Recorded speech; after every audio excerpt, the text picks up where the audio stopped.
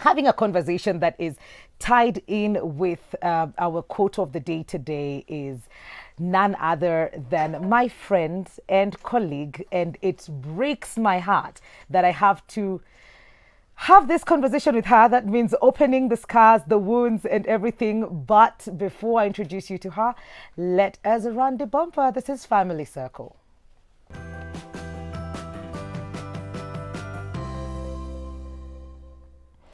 Well, April is Sexual Assault Awareness Month, and this is to just create awareness and, raise, empower individuals who've gone through it, help us know the things that we need to look out for, the risk factors around this, just to make sure that every person, every people in a certain community know what they need to look out for, what they need to do, and even protect their family, themselves, and the communities at large. And we're talking about this not so easy conversation to have, but she came out and just shared her story on social media, on her YouTube channel. I'm talking about Nana Owiti, who's in the building with us this morning. Hi, Nana. Hi, Mwikali. How are you? These are not your normal working hours. I know. But I'm here. And yeah. I'm glad you are. Yeah. I feel like starting by sorry that I have to do this, and that I'm your friend and I have to make you relieve this. And I know it's taken a lot. You've mentioned this to me personally before, but then you came out to the world and just shared your story as vividly as you could, and it wasn't easy. Yeah.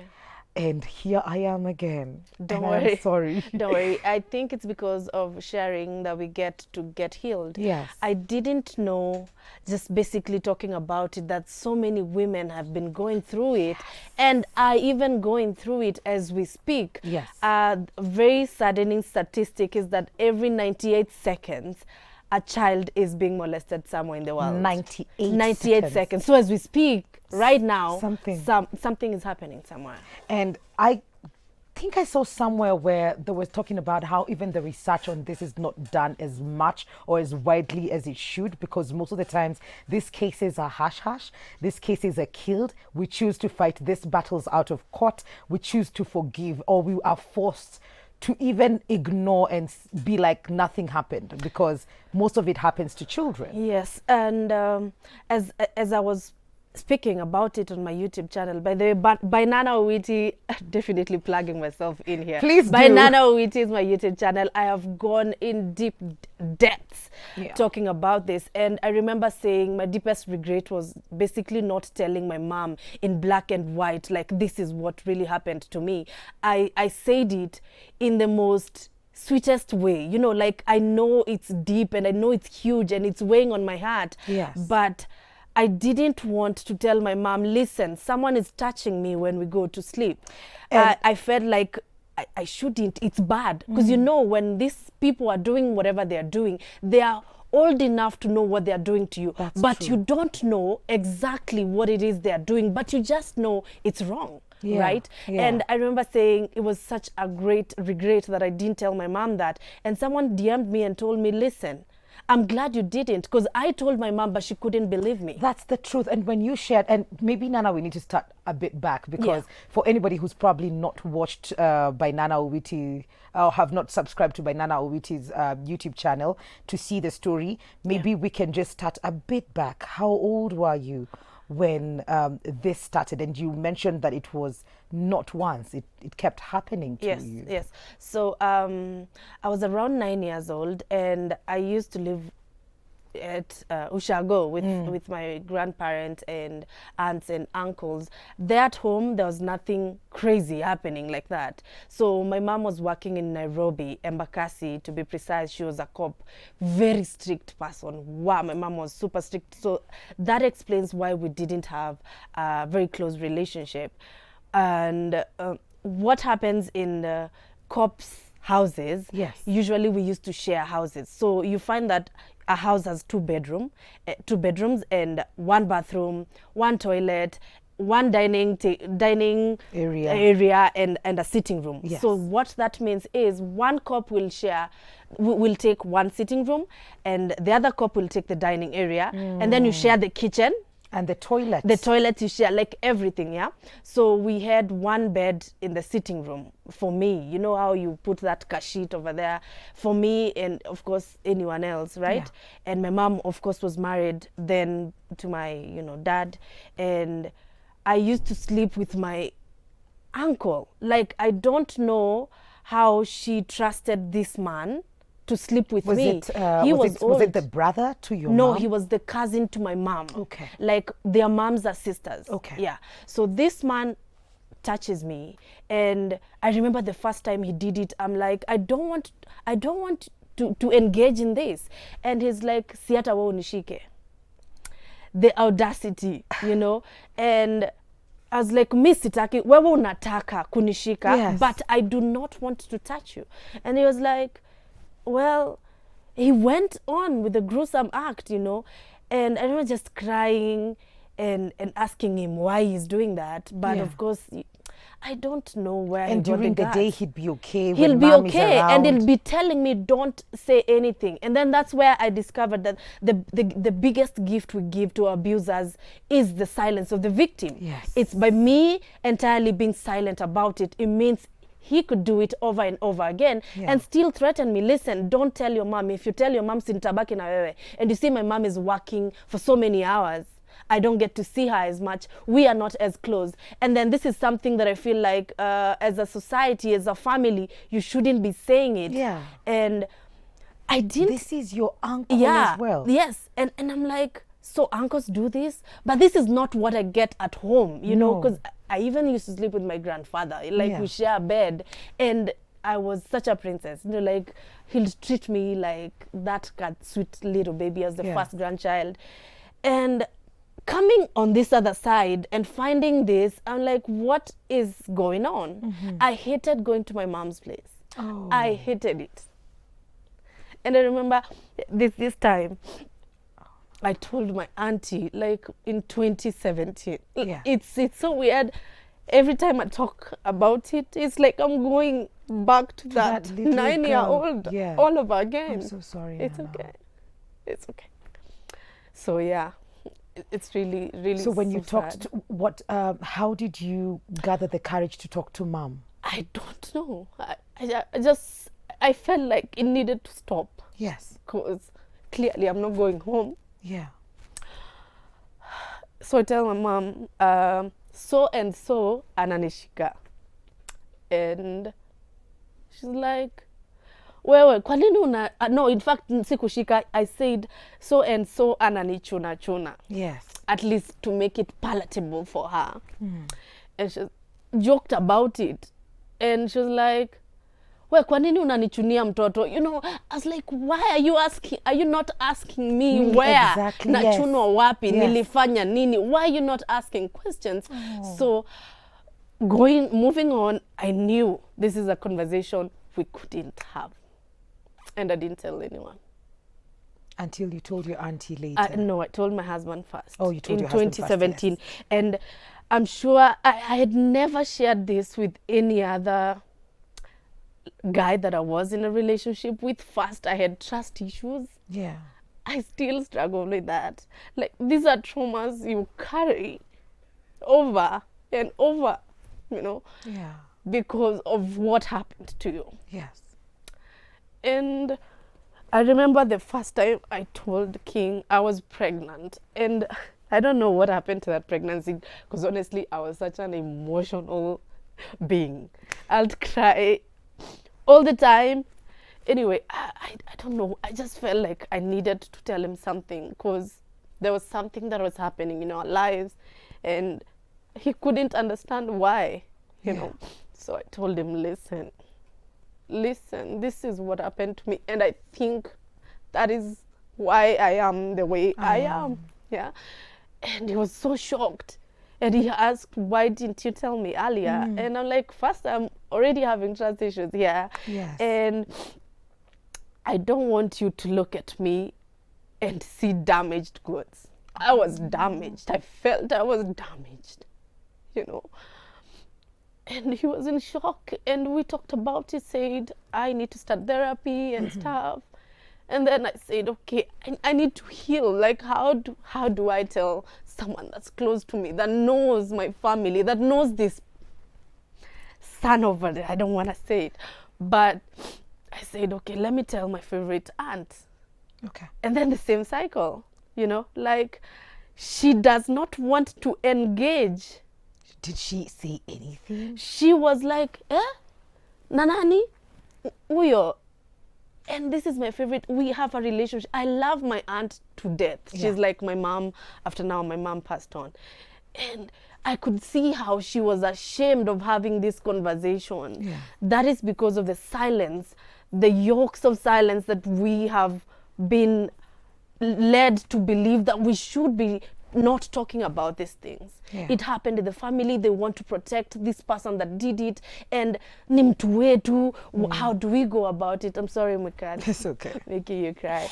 I'm sorry. But I realized just the silence about these things. And I think it came out loudly when you posted your story. Yeah. And there's this particular one where this girl, apart from just being abused, they used to ban her, to threaten her, that you shouldn't tell anybody. And you're here, and I don't know what it took for you to tell the world, because you told like less than 5 people in your life. Yeah. And then you got courage to step out. Yeah. I felt like it's already happened. Yeah. And the statistics for me are scary. I have a daughter.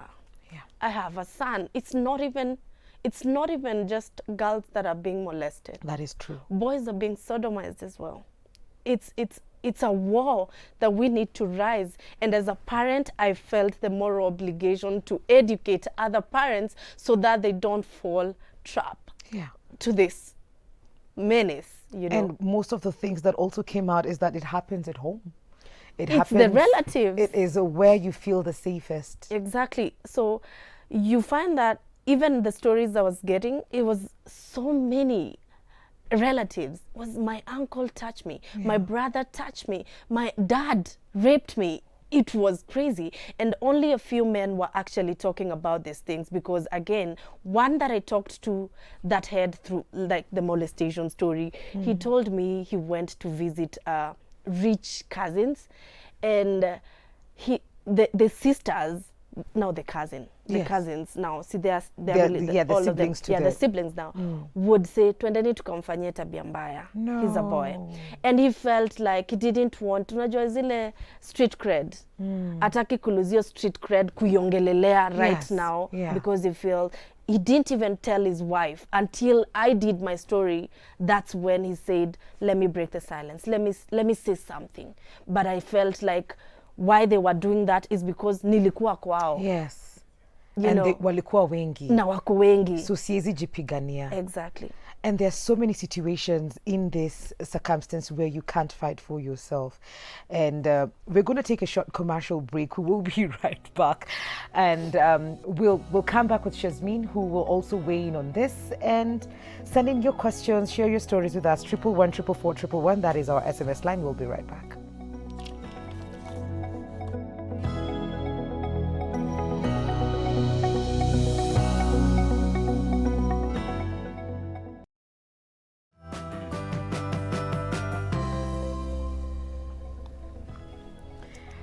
Welcome back to Full Circle with Mwikali. It's a very somber Thursday, but we have Shazmin in building joining us with Nana as well. We're still continuing with this conversation. This is Sexual Assault Awareness Month, and we are just focusing on that. And Shaz, just welcome to the show. Thank you. I know. It's a different kind of feel today. Yeah. And maybe we could start with what sexual assault is, and so that people understand, even parents who are watching, to just know these are the limits, that this is what it means to sexually assault someone. Well, sexual assault, I mean, it is just not one way. You know, it doesn't happen to just one age. It's not just one gender. You know, a lot of parents also focus on just the girls, like something could happen to my girl. But 1 in every 5 is a male or a boy that gets assaulted. 1 in every 3 is a girl. Yeah. But sexual assault would be, touching any part of the body that is inappropriate. Somebody putting their authority on top of your body in a way that is just not allowed. And for young girls, and for young boys, I feel for any parent watching, what is the most crucial and something I teach in parenting, especially to new parents, is the need to talk to their children when they hit the age of even 4 about their body parts, and not to use words in ways of, how we will say it's doo-doo or this is, it is to actually use the words, because then the child knows when something is happening or someone is touching these parts inappropriately.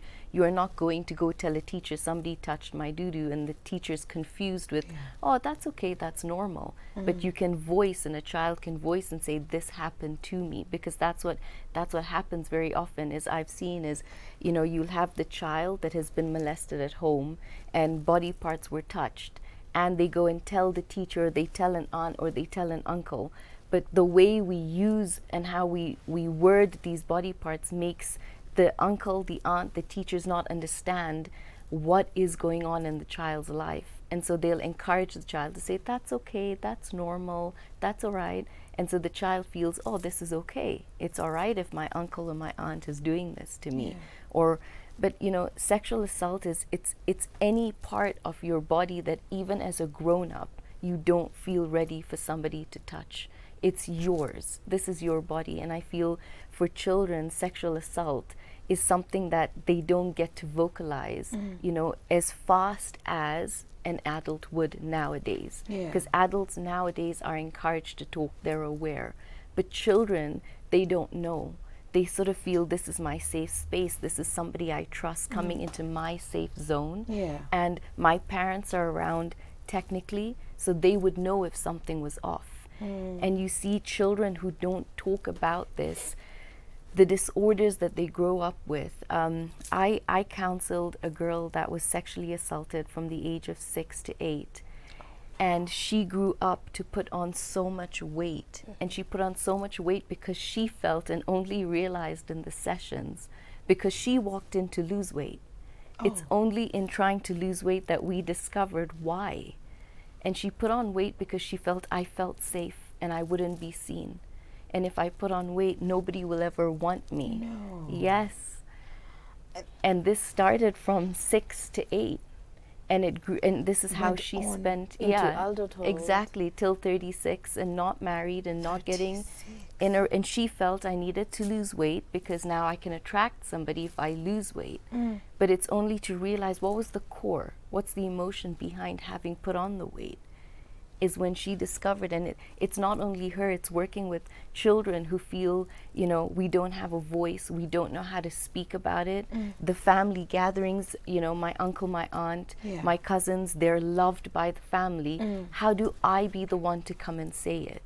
And a lot of people don't realize what happens to your body is you go into shock, and people think you don't talk, and it's actually called the fight and flight freeze symptom during rape, during molestation, during abuse, because you physically cannot talk.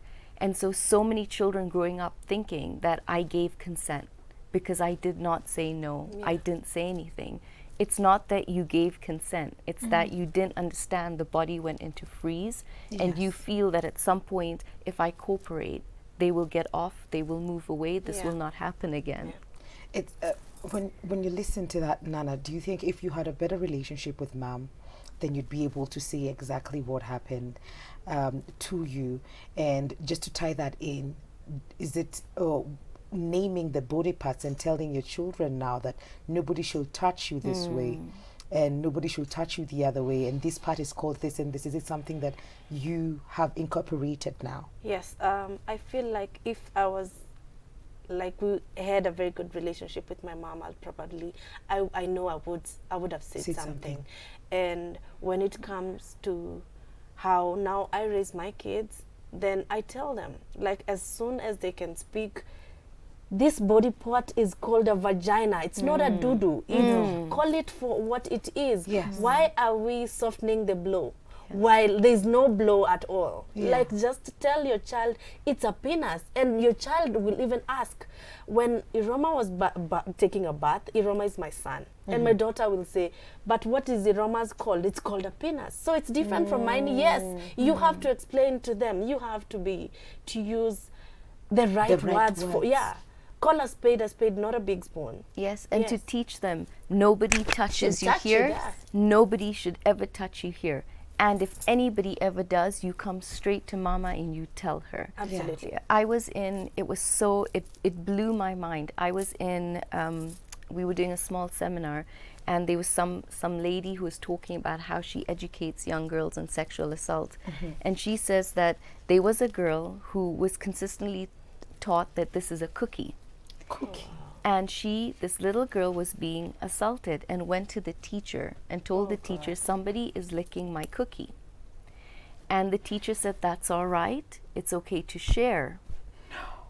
Exactly. And this is why, for parents, when parents ask me, literally, what's the first thing you would tell us as new parents about to have a child?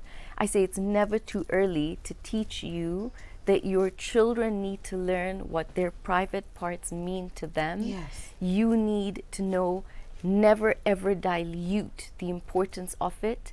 And the minute they are able to understand, start educating. Start telling them. If any of your friends ever talk to you about this, go and tell mommy or daddy immediately. But it's for parents to also, I feel more this generation has opened compared to your generation, where it's now educating mothers to be open, to check on your children, to ask your children after school, how was it? Was everything okay? Was the teacher okay? Were you all right in school? Did anything happen? Every single day. And I've seen that it's the boys who just grow up so quiet, and they deal with this quiet depression, because boys feel, how will I ever say it? How will I ever talk? How I'm supposed to be a man.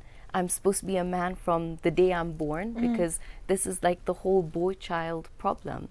And so they're not encouraged to ever feel emotion or to ever even go into the space of, this happened to me. I was talking to probably a grown-up with my husband about a year ago, and he felt safe enough in a space at 56 to tell us that was something he went through. But he didn't understand it at that age. He didn't know. They were sharing a bed. The uncle would consistently come in. But he was so confused because he was trying to process what's happening to him. But when he sees his uncle in the light of family, he was so loved. And so he was trying to make that what his uncle's doing to him was love. But yet he knew it was wrong. But for a man, it took him that much longer. 56. To come out. And I don't know, but I kept going even after watching your video, Nana. When I kept thinking about your uncle and the auntie that you told later in life, I don't know why it kept coming to me that maybe he'd done this before, or maybe they knew, or maybe he was just walking around broken, breaking other people's lives. I don't know if he's done it before, but I am certain, with me being silent, he probably did it to another person, you know, because again, who is going to break this silence? No one. Because, you know, first he scares you, and then it threatens you. Ukisema ujue, there's this consequence, you know. So because you're a child and you're thinking like a child, your first instinct would be like, okay, let me be silent about it because I don't know what will happen to me. Will mommy be here? Will my mom be here to guard me against this person? Will mommy protect me even when I stay with this person for longer periods of time when mom is gone? You understand? So it was very scary. It was. To think. I can only imagine. I don't know what you have to say about, you know, looking at it from the perpetrator's end of this conversation. So, you know, this is what I would tell you. This is what I would tell anybody that's been through it, is never do we condone what they do. No, we don't. But it's to be able to understand how broken they are to carry and act like that. So it's not that you are broken. It's not that you will ever be broken. It's that you were the survivor and you've left a place where you've moved on and you've tried to heal and you work on it, but you've left somebody who will still consistently always be in that state of being broken. I think that the hardest bit is taking yourself away from not feeling like, yeah, I was abused, and somehow you make excuses for it and say, maybe it's my fault, or why didn't I say something, or maybe because I was wearing this. You make excuses for this abuser, you know? And just going through that made me realize, and even getting all these DMs from all these people that have been abused, there was something that was constant, and most of them feel it's my fault. And you know, I have to constantly remind you that it's not what happens to you. It's not about what happens to you. It's what you choose to become after that has happened. That is So yes, it happened, but that cannot be the end of the life for you. No. Like a luta continua, life has to continue. So how do you go beyond this point? You have to seek therapy. You need to talk to someone, because there's so much you're carrying. There's so much baggage on your back. You need to unpack it. And also relearn so that you can educate. Again, you're relearning that you shouldn't be silent. So you're relearning that you need to teach your child to talk these things. If this happens, mama say it's a vagina. This is a pain. Can you, mama, just tell me? You know, just tell me. Make your kids your friends first, so that they can trust you to tell you. Because if you're not my friend, how can I trust you? Hard. So we as parents, I don't know, especially this generation, and I understand times are hard and we are chasing the bag, but then we are forgetting the most important part. To be friends with our kids. It's not just about you providing and paying for that beautiful school that you're taking your child to. It's not about that very beautiful park and that very nice family vacation that you're taking your kids to. How invested are you in your child's life? I do this every day. When my daughter comes from school, when I get home, I ask her, Mama, what was the highlight of your day? Like, what was the most fun thing about school today? And she will tell me. And what didn't you like about school today? There, I can pick what is happening in school. And that's where, at some point, I picked about a child that was throwing the middle finger. In school. You see, she trusted me enough to tell me, and she probably didn't tell the teacher. So now I know I'm not just told what she's told me, I am taking action. So he did it. And what did you say? And she tells me how she handled it. And then I'm like, okay, let me escalate that to the teacher. Now she says, hey, Mommy's working. Yeah, she's my hero. She is taking, she's taking charge, you know. They need to know so that they need to know hard. that whatever you tell them, first you trust them. Because you see, like the mother that didn't trust their child when they said I was molested. You know, the mom was like, if you were molested, I would know. How would you know? How You would can't know? tell. It's not written on It's my not on my. forehead. And then you can imagine as a child, if I come and tell you as a mom that this happened, and you don't even trust me. How do I even trust the next person if my own mom cannot trust me? Exactly. So we need to really invest in being friends with our children. I think it's very, very important that we do that. We're going to take a very short commercial break. I see all of your questions, and when we come back, we're strictly going to answer them. They are a lot. Wow. 111 444 111. That is our SMS line. We will be right back.